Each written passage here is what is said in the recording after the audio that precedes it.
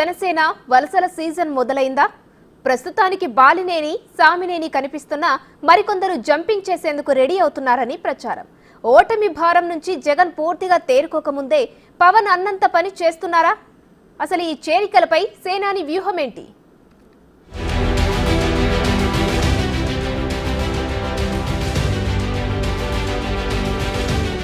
విరిగిన రెండు ఫ్యాన్ రెక్కలు, గాజు గ్లాసుకు కొత్త మెరుపులు. ఈ ఇద్దరేనా ఇంకా ఉన్నారా? వైసీపీని ఉతికారేసిన పవన్ ఆ తాను ముక్కలైన బాలినేని శ్రీనివాసరెడ్డి, సామినేని ఉదయభానును ఎందుకు పార్టీలో చేర్చుకున్నారు? ఇప్పుడు నేను ఒక్కటే చెప్తున్నాను, పవన్ కళ్యాణ్ గారు నేను ఎప్పుడు మాట్లాడలేకపోయినా కూడా మాకు ఇండైరెక్ట్గా కొన్ని విషయాల్లో నాకు ఆయన నచ్చాడు. ఆయన పబ్లిక్ మీటింగ్లో 2-3 సార్లు వైఎస్ఆర్ పార్టీలో మంచి వాళ్ళు ఉన్నారు, బాలినేని శ్రీనివాసరావు లాంటి వాళ్ళని ఆయన నాతో పరిచయం లేకపోయినా కూడా మాట్లాడిన వ్యక్తి. ఆ మనసు ఆయన నా మీద అంతగా చూపించాడు. నాకు అది చాలు. నేనేమి డిమాండ్స్ తోటి నేనేమి పట్టుకుపోవట్లేదు. నేను స్వచ్ఛందంగా పోయేదానికి. ఒకవైపు 100 రోజుల ప్రోగ్రెస్ రిపోర్ట్, మరోవైపు ఆపరేషన్ ఆకర్ష్. పవన్ కళ్యాణ్ టార్గెట్ జగనేనా? జగన్ గుర్తుపెట్టుకో, అర్ధపాతాళానికి తొక్కకపోతే నా పేరు పవన్ కళ్యాణే కాదు, నా పార్టీ జనసేనే కాదు, మర్చిపోకో. జనసేనాని పవన్ కళ్యాణ్ పొలిటికల్ డైలాగ్ గుర్తుందా? ఎన్నికల సమయంలో మార్మోగింది, స్టేట్ మొత్తం రీసౌండ్ ఇచ్చింది. ఇప్పుడు దీన్ని బయటకు తీస్తున్నారు జన సైనికులు. తమ నాయకుడు సైలెంట్ గా పని కానిచ్చేస్తున్నారని చెప్తున్నారు. టీడీపీ, బీజేపీ, జనసేన కూటమి ప్రభుత్వం ఏర్పాటయ్యాక ప్రతీకార పాలిటిక్స్ ఉండవని అంతా అనుకున్నారు. కానీ 100 డేస్ రివ్యూ మీటింగ్ సాక్షిగా నా రూటే సపరేటు అన్నట్లు పవన్ నిరూపించుకుంటున్నారు.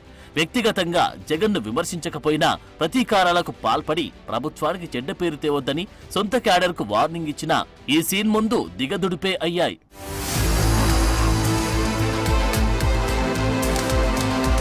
రాజకీయ పార్టీలో ఆయారం గయారాంలు కామన్, కానీ వీళ్ళిద్దరున్నారే బాలినేని శ్రీనివాసరెడ్డి, సామినేని ఉదయభాను సంథింగ్ స్పెషల్. ఎందుకంటే ఇద్దరు వైఎస్ఆర్ కు అత్యంత సన్నిహితులు. ఆయన రాజకీయ వారసుడు జగన్మోహన్ రెడ్డికి కూడా నిన్నటి వరకు సన్నిహితులే, ప్రత్యేక గుర్తింపు ఉన్నవాళ్లే.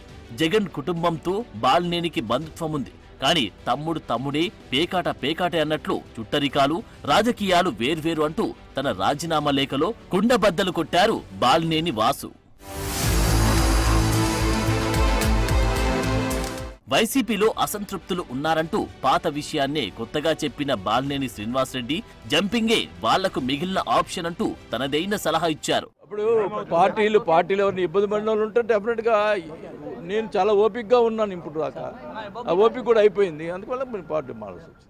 ఇక సామినేని ఉదయభాను విషయానికి వస్తే వైఎస్ఆర్ పీసీసీ అధ్యక్షుడిగా పనిచేసిన టైం నుంచి ఆయనతో కలిసి నడిచారాయన. వైసీపీ ఆవిర్భావం నుంచి జగన్ వెంటే ఉన్నారు. అలాంటిది సడన్ గా ప్లేట్ ఫిరాయించడం మామూలు విషయం కాదు. ఈ నిర్ణయం వెనుక చాలా అంతర్మదనం, అధిష్టానం నుంచి బుజ్జగింపులో, తెగదెంపులో జరిగి ఉంటాయి.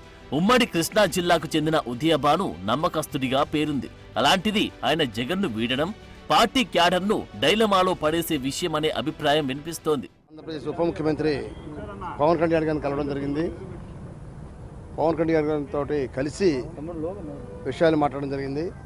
ముఖ్యంగా రేపు మా కాన్స్టిట్యున్సీలో కార్యకర్తలు, వైఎస్ఆర్సీపీ నాయకులు, కార్యకర్తలు ముఖ్య సమావేశాన్ని ఏర్పాటు చేశాం. ఆ సమావేశంలో మరి వారికి కూడా నా యొక్క అభిప్రాయాన్ని వారికి కూడా తెలియజేసి నేను అక్కడే వారందరి సమక్షంలోనే వైఎస్ఆర్ పార్టీకి రాజీనామా చేస్తున్నాను. ఆ తర్వాత 22వ తారీఖున సాయంత్రం ఇక్కడ పవన్ కళ్యాణ్ గారి సమక్షంలో అందరం కూడా జాయిన్ అవుతున్నాం ఇక్కడ.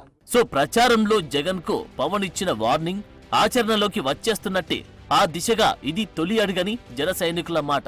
అయితే ఎన్నికల సమయంలోని అధినేతపై అసంతృప్తి వ్యక్తం చేసిన బాలినేనిని బయటికి లాగడంలో సక్సెస్ అయిన పవన్ తొలి నుంచి టీడీపీతో కొట్లాడిన నేతల్ని కూటమిలో ఎలా సర్దుబాటు చేస్తారనేది ఆసక్తిగా మారింది.